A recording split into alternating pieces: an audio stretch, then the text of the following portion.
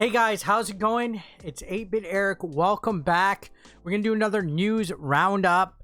A little slow on the news today, but what is out there is actually pretty big. Now, I found a couple of news articles from the last couple of days.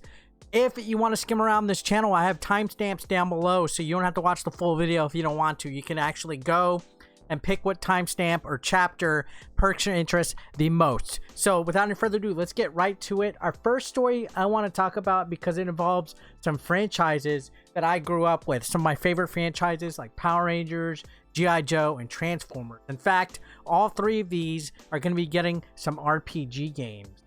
Yep, so courtesy of Polygon, Power Rangers, G.I. Joe, and Transformers role-playing games are on the way. I'm actually enticed by this. Not too long ago, each of these franchises got a game of some form or fashion. Matter of fact, G.I. Joe kind of had that FPS game that was kind of like a cartoony, cel-shaded type of shooter game. It was all right. I played it. I think it was called like Project Blackout or something like that. And then, of course, Power Rangers had the Battle of the Grid fighting game. Transformers has had a few other ones throughout the years, whatever, but I've never seen a full RPG game. So if there's like a role-playing game that is open world for, let's say, Power Rangers, I think that would be pretty cool. So let's get right to this article. So this says all three will use the new Essence 20 system. It will not share Dungeons & Dragons 5th edition rule set. So I'm not entirely up to speed on what the Dungeons & Dragons rule set is for the 5th edition, but looks like they're going to have something brand new and unique for each of these. And look at that. G.I. Joe role-playing game. That's a cool image by Renegade Game Studios. Got Snake Eyes in the front. I still haven't seen the movie. Let me know your thoughts in the comments if that movie is really good. So this says 3 new licensed role-playing games based on the Power Rangers, G.I. Joe, and Transformers universes are on the way. Publisher Renegade Game Studios first announced these projects in September 2020. Now it says they won't be using the same mechanics that power Dungeons & Dragons. Instead, the company has come up with its own D20 base system called Essence 20. Development is being led by designer Elisa Teague. Now, all three bands are being used under license from Hasbro. Hasbro owns like everything, by the way, guys. Hasbro owns like every single thing out there. They also own D&D, publisher Wizards of the West Coast, or Wizards of the Coast. I always say West Coast. Renegade said in a news release, alongside D&D, Wizards also offers open source version of its rule set known as 5th edition open gaming license. Many other companies produce content based on the OGL and often market that content as being compatible with D&D. So basically, it's a rule set that you can make your own crossovers if you want to be a dungeon master and things like that. So the OGL most recently made headlines as a foundation for Ouroboros, Coils of the Serpent, a new tabletop RPG setting from Warcraft and StarCraft co-creator Chris Menson that earned more than 1.2 million on Kickstarter in May. And I'm sorry, I mentioned video games earlier for these franchises. I wasn't talking about these being role-playing games. I was just making a statement that it would be cool if we saw an open-world RPG game of Power Rangers on console. But I forgot to clarify, this is role-playing tabletop games. So I already know there's probably some freaking nerd in the chat. You stupid, this is not for RPGs on console. It went over when I was in the middle of talking about the video games for Battle for the Grid and the G.I. Joe game and all that. I meant to clarify that this is for tabletop. So this is just a mock-up right here. A Power Rangers tabletop role-playing game, I could probably get into that, if I'm going to be completely quite honest. And of course, you have the mock-ups for Transformers and G.I. Joe as well. Now, they go on to say, while we originally announced that these RPGs would be using the 5th edition open game license, during development, it became clear that a custom system would allow fans to take better advantages of these unique worlds. So, I mean, again, I think a Power Ranger role-playing game would be pretty tight, especially if they use like little figurines and stuff. They have all the different creatures and stuff throughout the last, nearly 25 plus years of Power Rangers in America. So Essence 20, Renegade says, will also use a 20-sided die. However, the core mechanic adds a second die to those rolls, ranging from D2 to D 20, based on a character's skill ranking. The players add the result of the 2 dice together, trying to exceed the difficulty rating of any challenge they encounter. Characters with a specialization in the skill being tested get to roll their skill die and all dice below it, Renegade says, and pick the highest result to add to their d20 roll, increasing their odds of success. What's more, a max value roll on any die is critical success, leading to more chances for crits and more opportunities for great role-playing incorporating them. So they did say they gave no release window. The company launched pre-orders for all 3 of them. They're $55 each. So there's no release date, but there are pre-orders open. Now, I'm not a huge tabletop video game player, but a Power Rangers one definitely probably could convince me to take a look into that. So we'll see. Let me know, guys, if you have any recommendations and stuff. Like, I know there's all sorts of different RPGs. I had a friend that was like one of those tabletop geeks, and I've always kind of had an issue, not an issue so much getting into it, but when I see dice and then you have to incorporate math and all that other stuff, I start to be like, oh, I don't know if I can really get into it. So let me know down below what you think about that. So now we're going to find the next piece of news that we can go ahead and talk about. But before we get into that, I wanted to talk to you about JAVY coffee. This was sent to me from the show, JAVY coffee concentrate. It's basically a formula. Put a couple teaspoons in your favorite beverage of choice, and you can mix it up and make a drink. So what I'm going to do here is I'm actually going to make myself a frozen coffee, iced coffee in spirit of fall coming. You know, girls got their pumpkin spice lattes and all that. I'm going to try this JAVY coffee concentrate. There's going to be a link down below in the description as well for you guys to go ahead and check it out. Help the channel out as well. And I even got a nice nifty little straw and stuff. So without any further ado, we're going to get right into making our iced drink. All right, so let's just show you guys what I got. It is concentrate. So it says, simply take 1 to 2 teaspoons of microdose and mix it with your favorite liquid for a perfect cup of coffee. Suggestion, start with 1 teaspoon for 6 ounces. Just to your liking. So, 30 servings in 1 bottle. And they also sent me nice nifty golden straws. Reusable golden straws. I even got one that's curved. I think I'll use this. Now, I am going to mix milk. I have some milk. I'm going to mix it. I'm going to mix it with some ice. I have some ice in with this. So first we're going to do the milk. Reminds me of being in elementary school. First we're going to do the milk. Mix it ever so softly.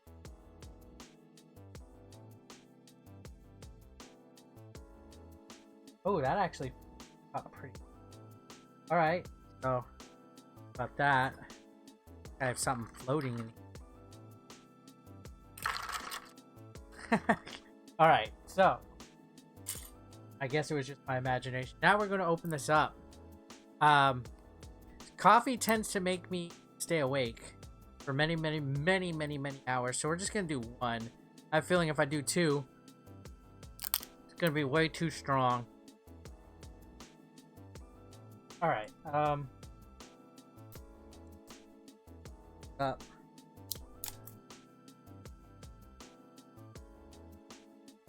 Bottle feels like hard to open. There it goes. All right, let's smell. Whoa, that smells like grade A high quality coffee. Very strong. Okay, so I don't have a neat spoon. We have a plastic spoon. Kind of eyeball it a little bit.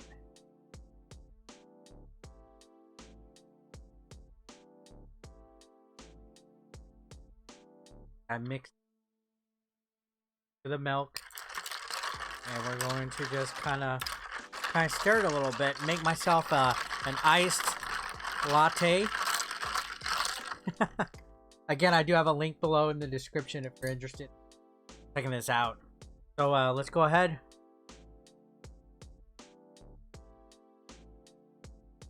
Okay, it does taste legit. It tastes like it's an actual real coffee. It doesn't taste like it's some kind of weird mix. It actually tastes like I went out and got something from a coffee place, from a coffee joint. I'm gonna do a little bit more.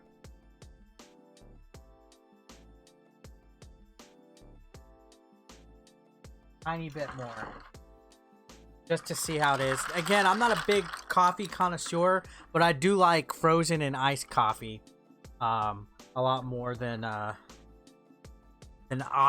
like super hot piping coffee. So this makes it actually really easy to make iced coffee. Since it's just a concentrate, you mix it in your favorite drink, it's iced, and you stir it. It makes it very easy. You don't have to worry about brewing up a coffee, chilling it, and all that. So if you want to stay at home, you know, I know some of you people are self-quarantining again because of Delta, you know, and you don't want to go out and get yourself a coffee and you're in lockdown and you're having the craving for a nice drink. Imagine putting like whipped cream on this and stuff. Okay, this is good. I'm not even just saying that. Like, I'm not a coffee guy, but I could get behind this. This is really good, actually. Maybe toss in some Splenda, some Cool Whip or something like that, and make myself like a mocha frappuccino. Anyways, again, I'm gonna leave a link down below. So this was JAVY Coffee. Special thanks to them for sending this out to the channel. All right, guys, so the next news bit that we have involves Take-Two, who's the parent company of Rockstar, the makers of GTA. Just a few days ago, they actually took down a modder developer that made a pretty cool GTA mod.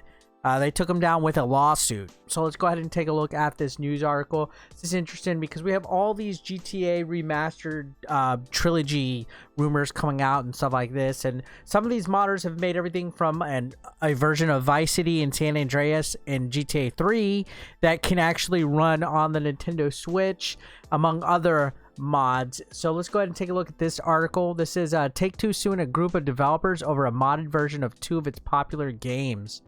So reading into this article, it says Rockstar's parent company, Take-Two Interactive Software, has filed a formal complaint against reverse engineering modders who Take-Two claims infringed on its game's copyright. So basically, they can reverse engineer code or development of a game and kind of make it work in ways that it shouldn't be, or be ported over to consoles that it shouldn't be, like the Switch. So in the complaint, Take-Two Interactive takes aim at several of the developers' two projects called RE3 and REVC, which stand for Reverse Engineered GTA 3 and Reverse Engineered GTA Vice City, respectively. So I stand corrected. San Andreas isn't one of them, but it's 3 in Vice City. So I assumed it was all 3 of them, since the trilogy is rumored to be getting a remaster. But I've heard about RE3 and I looked into it a little bit, and that one is actually really popular in the I guess mod community.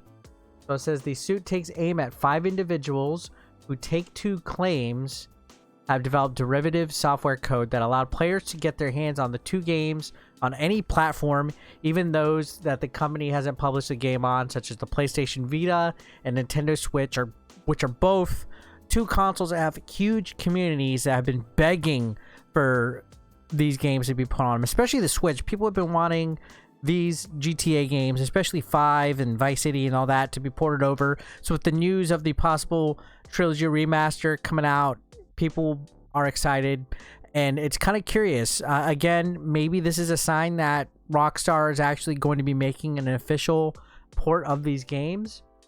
Take-Two also claims that the defendants have recreated the underlying software for the game with changes and improvements to the original game.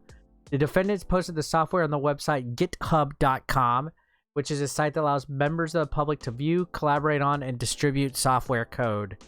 Now, the lawsuit comes after Take-Two alleged that the defendants successfully countered 3 DMCA requests to take down the infringed content from GitHub. So this has been a battle for quite some time.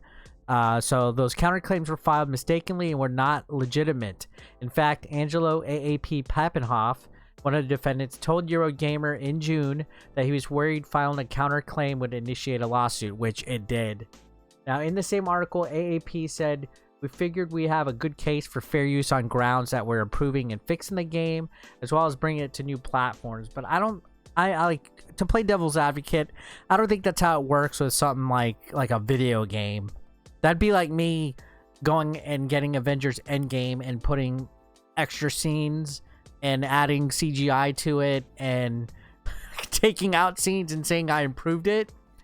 I don't think it works like that. I don't think it works like that.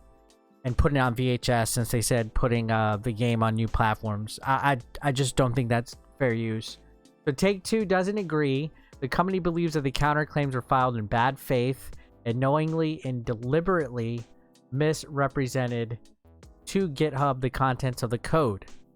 Now, this goes on to explain fair use, which has always been a bit of a gray area as far as everything goes, especially in the world of YouTube commentary and things like that. But fair use is defense to copyright infringement claims, but is purposely vague and often misinterpreted by the general public.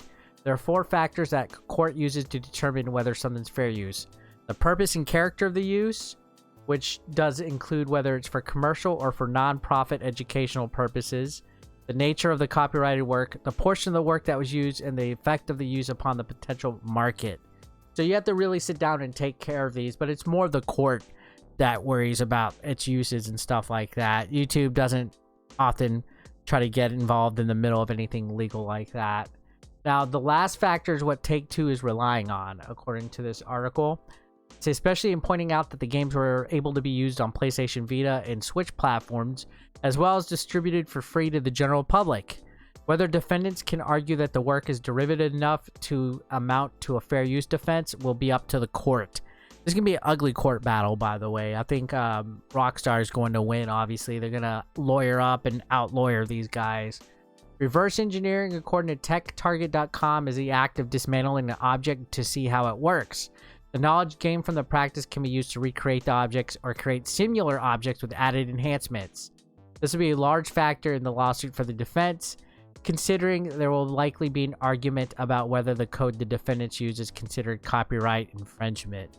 So a huge gray area right here. In the prayer for relief, Take-Two first asked for all of the source coding games be removed from the internet and asked that the developers deliver all the infringing content to Take-Two. It also asked for any actual or statutory damages and attorney's fees. So, I think they told them to take it down, and they basically countered the DMCA, saying, no, we're not. Now, this goes on to say it will be a while before anything else comes of the lawsuit. The first meeting to manage the case isn't scheduled until December, and a trial may not take place until late next year, if it even gets that far. The defendants have 30 days from September 2nd to answer the claim. So it's been a couple days since they got this lawsuit sent their way. Oftentimes, man, when you're going up against a huge company, you're going to lose. Rockstar definitely has the money. I mean, think of how many units GTA 5 sold. They're going to win this lawsuit. This is going to be taken down. And again, the whole idea of like fan-made stuff, things like that, is a real big gray area when it comes to fair use. It'll be interesting to see what happens here. I'll keep my eyes on this news update for you guys. In the meantime, we got another GTA related story, and this one's a little bit more funnier. It involves a fan at AEW Dynamite. So if you watch AEW Dynamite or Rampage, there's been quite a few fans in the background that have signs talking about video games, mostly like this unspoken RPG war that's out there between some fans. But here's a news article that says diehard fan sends Rockstar hilarious GTA 6 message at AEW Dynamite.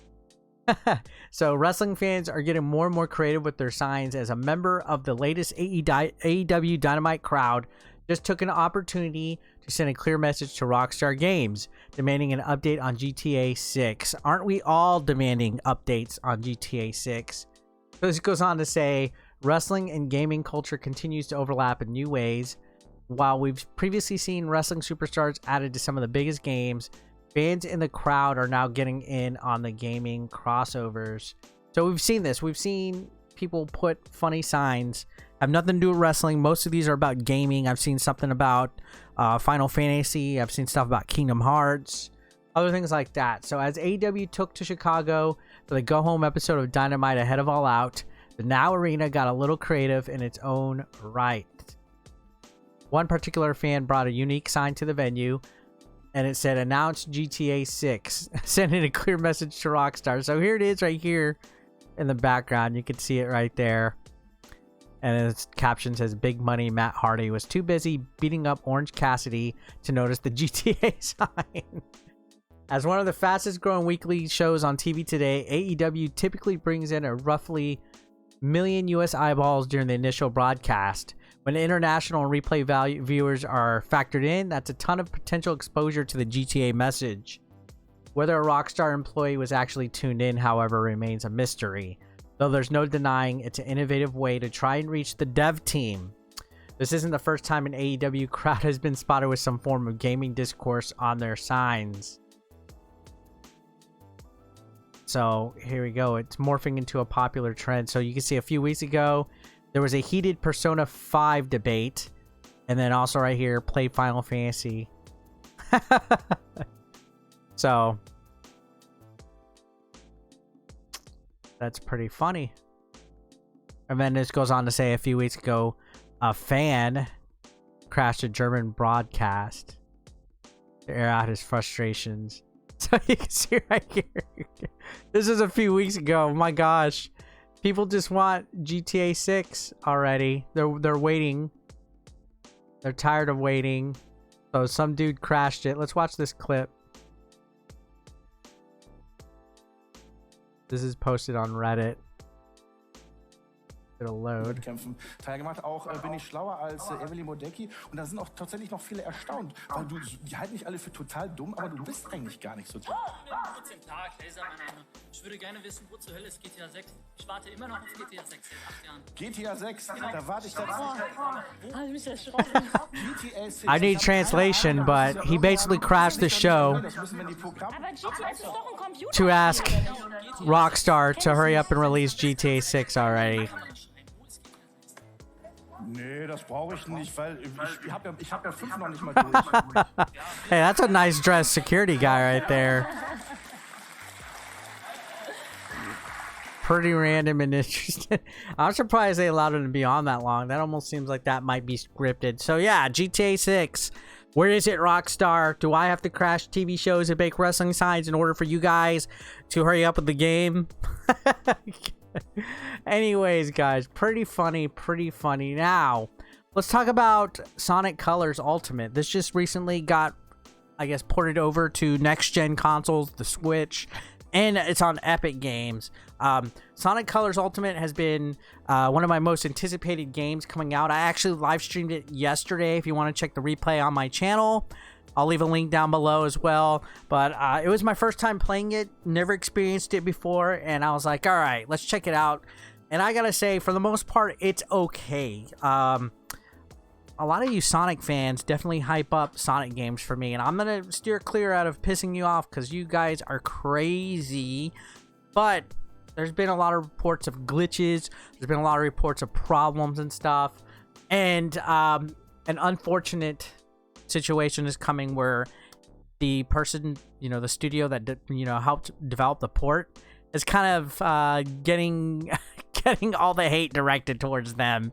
This usually happens with a lot of Sega games, more particularly on the Nintendo Switch version. But let's read this article. Let's get into this. So Sonic Colors Ultimate players report graphics, glitches, and bugs. Oh my. So this says Sonic Colors Ultimate players have taken to social media to report a raft of bugs, graphics, glitches, and crashes, particularly with the Nintendo Switch version.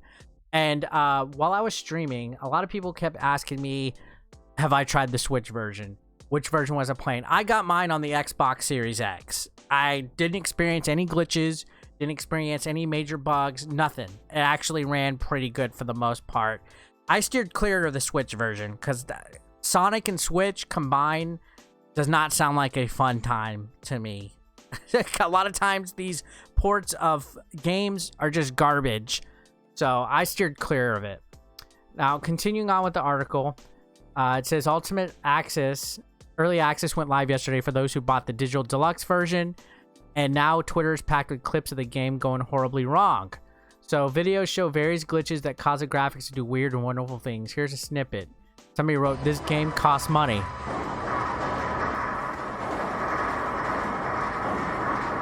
Oh God, look at that. This game costs money. Jeez. And then somebody goes, hello? If you must pick up Sonic Colors Ultimate, please don't buy it on Switch. It's even missing the Eggman firework.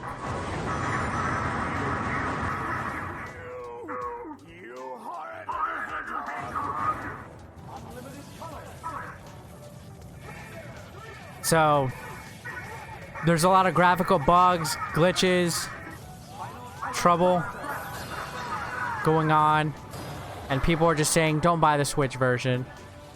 Don't get it. So there's an Eggman firework that's supposed to happen that doesn't. Now this one, so I bought Sonic Colors Ultimate and this happened while playing. Oh boy, let's check this out.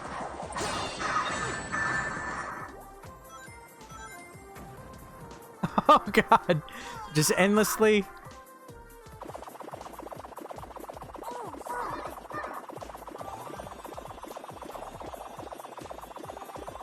All right. Oh, just fall right through.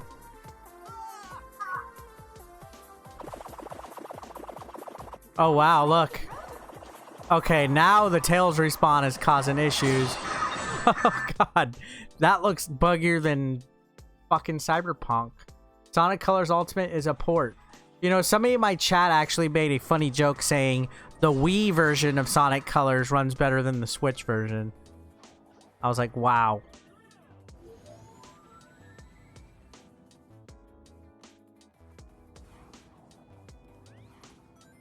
And you know what? I gotta say, it's unfortunate because Sonic is such a famous, beloved character.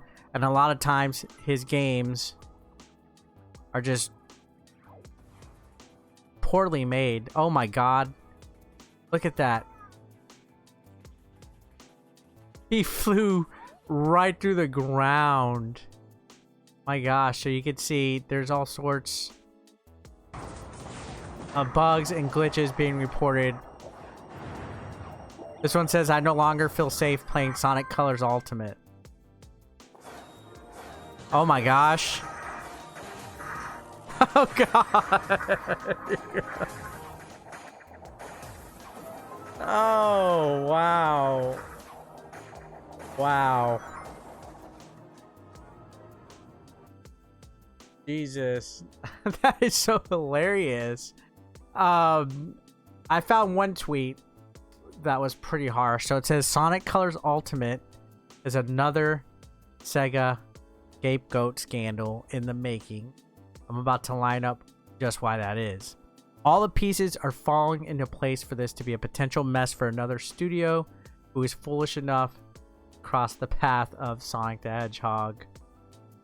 So you can see this person right here, Cyan Reality, just went on a huge tangent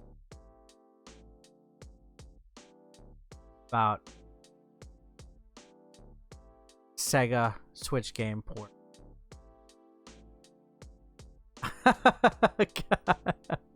So people are very angry and upset. I'm not gonna read through all that. Just wanted to show you guys. This person went off the heck off about it, and people are not happy with the port. Again, I steered clear, very clear away from the Switch version. If you are playing the Switch version, let me know in the comment section down below how your experience has gone, and I have apologies and condolences to send to you. You're probably better off getting the PS4 version than the Switch version. I'm a Nintendo guy. I love Nintendo, but let's be honest, that console, they need to get rid of it already. Yeah, it's selling like hotcakes. Yeah, it has great first party, but The OLED model that's coming out should have had a substantial GPU upgrade. That thing is really, really starting to kind of just chug along at this point. I'm a Nintendo fanboy. I love the Switch. Had so many great memories, but I'm already like over it. I got an Xbox Series X. I got a PS5. I'll focus on playing on those. So let me know your thoughts. I know I probably triggered a bunch of you Nintendo guys up in there. But now, speaking of PS5 and Xbox Series X, we have some bad news. This came out a few days ago. I wanted to touch on it because I tend to do a lot of things about restocks. And this one is really big, and this one's going to be a bummer, especially for you guys that are still almost a year later. I think pre-orders for these consoles was last year, September. Almost a year later, you guys are still having trouble finding your next-gen consoles. Well, here's the bad news. The PS5 and Xbox Series X component shortages may last until 2023. And these shortages just aren't affecting the PlayStation or the Xbox. They're affecting TVs, microwaves, refrigerators, the Intellivision Amico, all sorts of different things. There's a lot of issues with this, and now it looks like we're still going to be experiencing these. So it's a good power regulating chip is hard to find. Component shortages could keep limiting production on PS5, Xbox Series X, and Switch all the way through the end of next year, according to a new report. So Toshiba creates power regulating chips, which are used in everything from cars to consumer electronics, and a director of the company confirmed to Bloomberg that the supply chips will remain very tight until at least September next year, with some customers not being fully served until 2023. Jesus. So there's some companies, the customers, these are the companies that are ordering these chips. They won't be getting them until 2023 fully.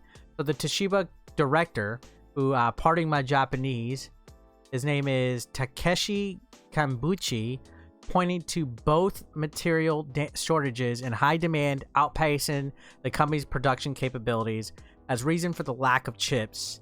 While companies such as Sony, Microsoft, and Nintendo may be able to switch between manufacturer sources for other console components, the safety certifications required for power regulating chips make that a more difficult proposition. It goes on to say, we consider which customer faces the most severe situation, such as the risk of the whole production line halting or the business getting obliterated without the supply chips. So they're basically saying, yeah, we try to see who needs it the most. It's almost like a welfare line for component chips.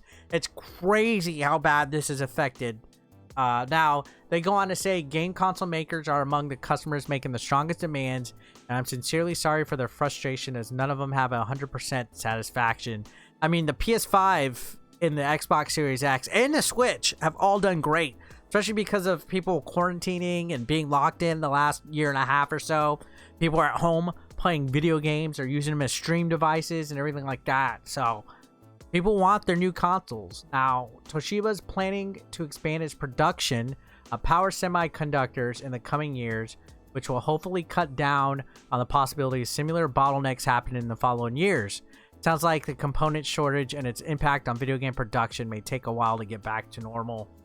So, not exactly a restock update, but it is bad news for people that are wanting to get a new next-gen console if they haven't gotten one yet. The shortages are still going to be continuing, more than likely. Even with Sony refurbishing the PS5 design, that I don't even know why they still did that. I talked about that the other day with the heat sink issue and all of that. But this is going to be going on for a while, and it's extremely unfortunate. I'm going to try to get back to doing restock videos to do my best to help you guys. Let me know if that's something that you would be interested in. And I think we got one more. This is a huge article here. It's a huge piece of thing because I was actually going to cover the original story. This is about Horizon Forbidden West, and Sony was met with huge backlash the last few days or so about their upgrade plan from a PS4 version to a PS5 version with Horizon Forbidden West. Like, huge backlog of backlash because they had like different versions of it. They had like the standard, then they had like a deluxe version, then a collector's and things like that, and they were all mega overpriced. I think it was like $80 to get the version where you can upgrade from PS4 to PS5, and it just caused a huge problem. Well, now we got some good news here. I'm excited. I wanted to touch on it. I didn't get to touch on the original story and rant at Sony for screwing up, but Sony has officially U-turned on controversial Horizon Forbidden West PS4 to PS5 upgrade policy following the backlash. And this is a good move on Sony. It's just a shame that it takes backlash for companies like this to realize what they have done. But at least they did it, right? You know, it almost seems like companies can't do right at all, even when you're trying to do right. So Sony has issued a dramatic U-turn on its controversial Horizon Forbidden West PlayStation 4 to PlayStation 5 upgrade policy following a, ooh, look at this word, a serious backlash. So Sony was heavily criticized after it confirmed Horizon Forbidden West's standard and special editions did not include dual entitlement, which I gotta complain about that still. My rant is Xbox is so much better about it with their smart delivery system. You just put the fucking disc in, and if it has an next-gen upgrade, you get it. More simple than that. No upgrade plans, no extra money, no $10 extra, none of that crap. So Sony's label for granting you both the PS4 and PS5 versions of the same game, which is dual entitlement, that's the label for it, after Sony previously said it would offer free upgrades for its cross-gen launch titles. So they said a while back there would be free upgrades, then they tried to pull this crap. So in an update issued to the PlayStation blog, Sony Interactive Entertainment boss Jim Ryan said it offers for Guerrilla's Horizon Forbidden West missed the mark. So Ryan addressed the fact that Sony had previously said it would offer free upgrades for its cross-gen launch titles, pointing to Horizon Forbidden West's delay to February 22, which pushed the game out of the launch window we initially envisioned. So he's saying the loophole is it was for cross-gen launch titles, that Horizon Forbidden West was delayed and no longer a cross-gen launch title. That's a nice little loophole there. Sony will now stand by its original offer and let those who buy Horizon Forbidden West on PS4 upgrade to the PS5 version for free. So check this out. They tried to say launch cross-gen only will be getting the free upgrade. Anything after that, they were going to charge for it. Come on, Sony. Now they're going to acknowledge it and stand by its original offer. And now, as a result, they also had to make arrangements to future first-party titles because now they could never try to charge for an upgrade. So now, Ryan promised all PlayStation first-party exclusive cross-gen titles. So these are PS4 to PS5 that are releasing new on both. Digital and physical will offer a $10 digital upgrade option from PS4 to PS5. I still don't like that. That $10 upgrade option, I feel is crap. But it's better than nothing, I guess. This applies to the next God of War, Gran Turismo 7, and any other exclusive cross-gen PS4 and PS5 title published by Sony Interactive Entertainment. So if you buy a PS4 version of those games, you got to pay $10. So Sony said to upgrade an eligible PS4 game on disc to the digital PS5, you need a PS5 console with a disc drive. PS4 game disc can't be used with the digital. So of course, you know, you have to have a disc drive if you want to use a disc from the PS4. So there you go. Big update on that. They at least went back on the Horizon Forbidden West thing, which I still need to play Horizon Zero Dawn. So that is it for the news. Let me know again. Hopefully you were able to find the chapters and the timestamps and stuff. I'll be presenting this in a longer format, almost like a talk show, almost like a podcast. I'm going to be doing pickup videos and, you know, other types of content in between, you know, the news stories and stuff, and keep it lively and going and stuff like that. Maybe I'll start to do these live. For now, pre-recording them and doing them like this is best for me. But I appreciate you guys popping in and supporting the content. Please make sure you comment. Let me know your thoughts. Leave a like and a dislike. I will see you guys on the next one. You have a great day. Consider supporting 8-Bit Eric on Patreon for just $1 a month. Link below in the description. You want to become part of the hashtag 8BE Nation, guys? Well, be sure to pick up your official merch, now available online. Link is below in the description. We got classic t-shirts, tank tops, hoodies, and even women's apparel. Don't forget, pick up your official merch now. And while you're at it, guys, feel free to watch the next video, or why don't you catch up on one that you might have previously missed. Thanks again, guys, for all the support. I couldn't do this without you. You guys are amazing, and don't forget to subscribe and click that like button if you are brand new. Thanks again, guys. Peace out.